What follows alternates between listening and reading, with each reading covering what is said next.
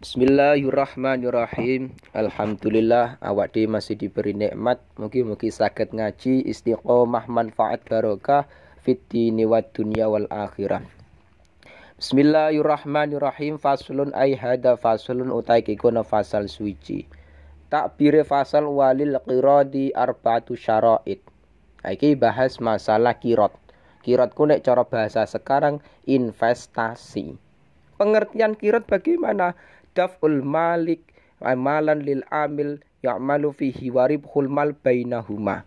Jadi seseorang pemilik modal atau investor.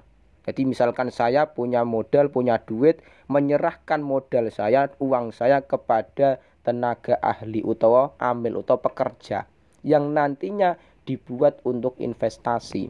Jadi misalkan saya punya modal 20 juta, saya berikan kepada Z untuk investasi alias kirot. Nantinya 20 juta ini misalkan dibuat buka toko, buat dagang. Lah hasilnya bagaimana? Lah nantinya hasil ini kita bagi berapa persen. Nah itu kirot. Nah, zaman sekarang demikian. Orang nggak perlu kerja tapi cukup modale uangnya yang dibuat investasi. Walil kirodi lan iku tetep kedua kirot, akad kirot utawa akad investasi arba'atu syara'ita utawi papat pira-pira perkara. Utawi papat pira-pira syarat. Jadi dalam kirot sendiri ada 4 syarat yang mana harus terpenuhi. Ketika kita pengen investasi, 4 syarat ki harus terpenuhi. Pertama, rupane papat ayyakuna rupane yen to ana apa kirot ana iku ala nadin iku ing atase dahab lan fiddah. Duit nek cara zaman dulu naket. Ala nadin ing atase duit emas atau perak zaman dulu. Bayane minat darahimi saking pira-pira dirham wadana niri lan pira-pira dinar. Jadi zaman dulu orang pengen melakukan investasi alias kirot. Iku modal yang ditanamkan harus berupa dinar atau dirham. Harus berupa mata uang dirham atau dinar emas ataupun perak zaman dulu. Lah, terus zaman sekarang bagaimana wong kita di Indonesia ki mata uang bukan dinar, bukan dirham, bukan emas, bukan perak, tapi mata uang kita rupiah. Lah, itu memang ada sebagian ulama yang mengatakan hukumnya rupiah fulus sama dengan dinar dan dirham. Itu ada sebagian ulama yang mengatakan kita ini boleh investasi atau kirot dengan menggunakan mata uang rupiah. Jadi misalkan saya punya duit 20 juta, tak gunakan investasi. Yes, Zaid, ini ada modal 20 juta, kamu buat investasi, kamu buat kirot, nantinya dibuat dagang, kita bagi hasil. Jadi ada pekerja, ada pemilik harta.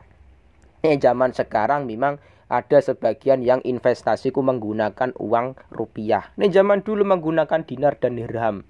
Nah, ini memang ada sebagian ulama yang memperbolehkan kita investasi menggunakan mata uang rupiah. Itu syarat pertama. Jadi harus berupa harta. Harta sing ning kono berupa duit.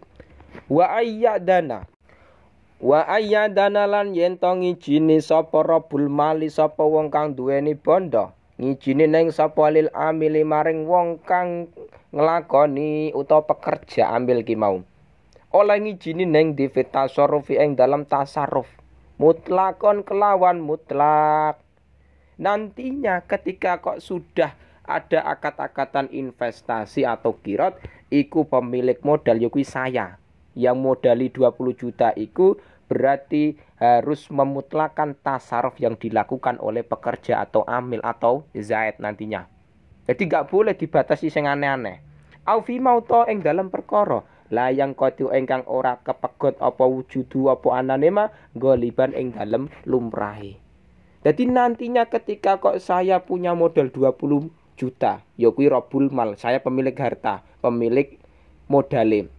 Tak berikan kepada Zaid alias amil pekerjane. Zaid, ini ada modal 20 juta, kamu buat dagang, kamu buat buka toko. Dibuka tokone. Akhirnya dia dagang dengan modal dari saya 20 juta.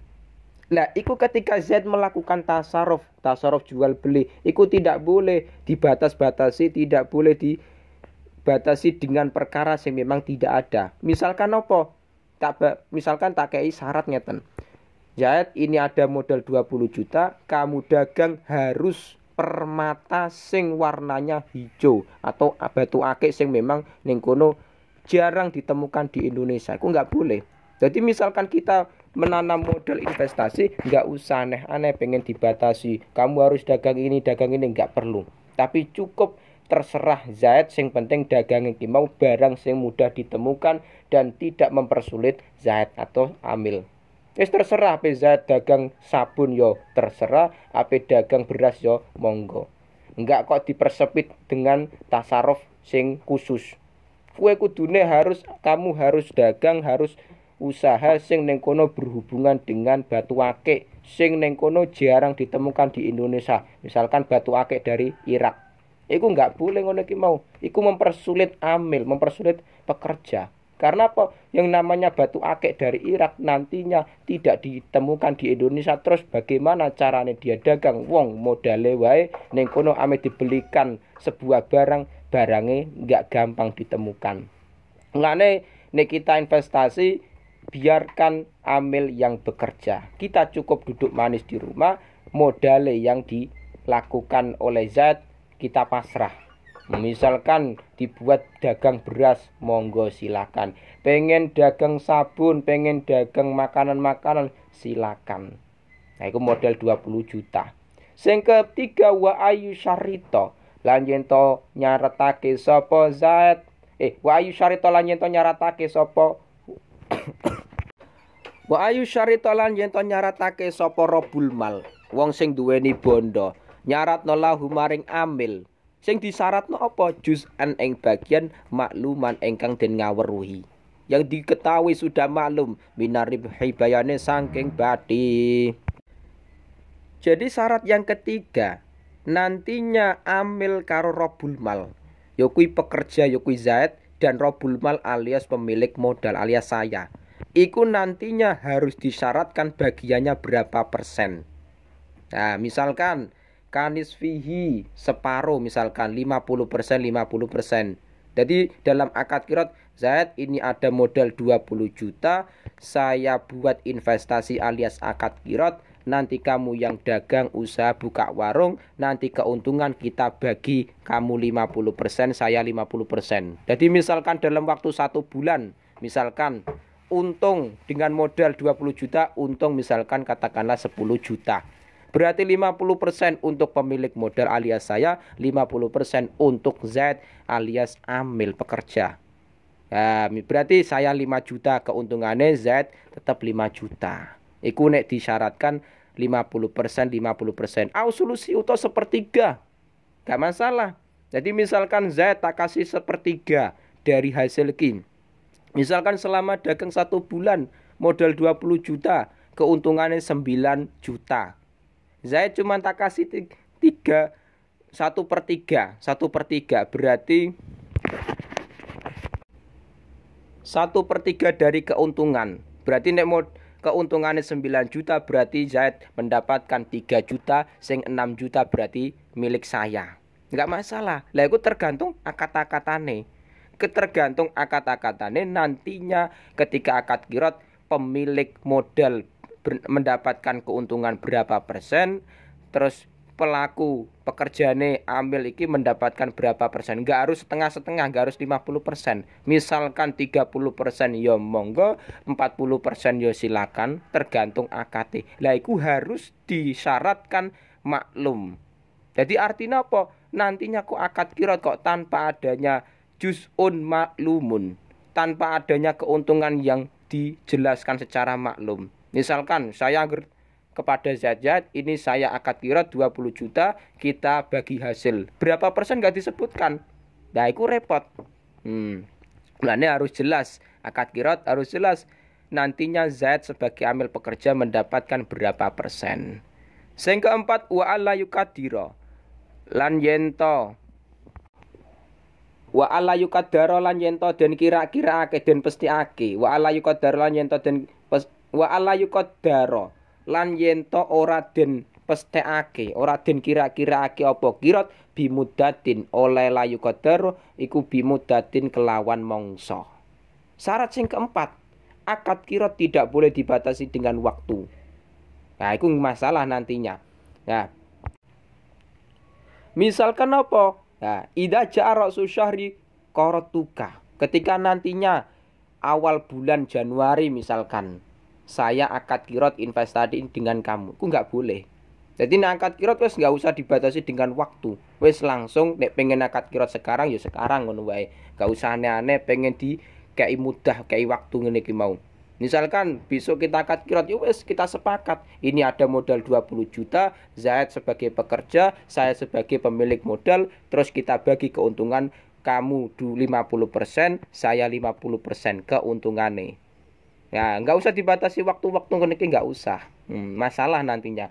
Wala domanalan ora ana doman, ora ana nempo iku maujud alal amili ing atase amil pekerja illa biudwan kejaba kelawan pepeko, kejaba kelawan sembrono. Jadi nantinya ketika seorang amil alias pekerja alias Zaid iki melakukan tasarruf, iku tidak ada doman. Tidak ada ning kono misalkan kesalahan dalam tasarruf itu tidak ada doman, tidak perlu mengganti. Cuman permasalahannya apa? Ila biudwan, kecuali memang dia ceroboh, dia sembrono.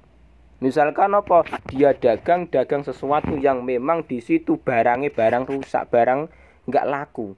Oh, dia misalkan Zaid sebagai amil pekerja tak kasih modal 20 juta malah dibelikan sesuatu sing busuk misalkan. Dagang telurnya bosok misalkan. Nah, iku nek misalkan ngono, iku kesalahan dari amil. Dia wajib doman, wajib mengganti. Karena apa? Dia udwan, sembrono, pepeko sembrono iku ceroboh. Nah, mulane ketika amil melakukan tasarruf, hati-hati, jangan sampai sembarangan. Wa idza hasalan lan ing dalam nalikane hasil apa ribuhun apa badi, wa khusranun lan rugi jubira mongko den tambeli apa al khusranu apa rugi ditambeli bil ribhi kelawan bati utawa untung. Ketika dalam akad kirot yang namanya dagangku kadang terjadi keuntungan, terkadang terjadi kerugian. Misalkan terjadi keuntungan dalam 1 bulan, minggu awal pertama iku untung 5 juta, minggu kedua malah rugi 3 juta. Ya wis, kerugian itu nantinya ditambeli dengan ditutup dengan keuntungan. Berarti masih ada 2 juta. Jadi kerugiannya 3 juta minggu yang kedua, yang minggu pertama keuntungannya 5 juta. Berarti masih ada 2 juta. Jadi 5 juta keuntungan itu nantinya untuk mentambal menutup kerugian yang terjadi pada minggu kedua. Nah, mulane ketika akad kirot, ketika kita menanam modal untuk investasi, silakan. Tapi kita harus tahu amil iki harus ahli dalam melakukan tasarruf. Misalkan dia dagang yang bisa dipercaya, dagang sesuatu barang yang memang itu berlaku di masyarakat. Nah, itu penting. Jadi zaman sekarang kita punya banyak duit, gak perlu bekerja keras, cukup modal kita, cukup duit kita gunakan investasi. Wes punya modal misalkan 50 juta, wes kita buat toko. Kita buat toko, biarkan Zaid yang melakukan tasarruf, melakukan jual beli di toko tersebut. Keuntungan kita bagi berapa persen. Cukup kita duduk manis di rumah, uang akan datang dengan hasil dari kirot alias investasi. Itu zaman sekarang. Jadi kita diajari oleh Mbah Musone pengarang kitab iki untuk hidup secara sukses, hidup secara investasi. Nah, itu kalau ada modal. Itu penting zaman sekarang.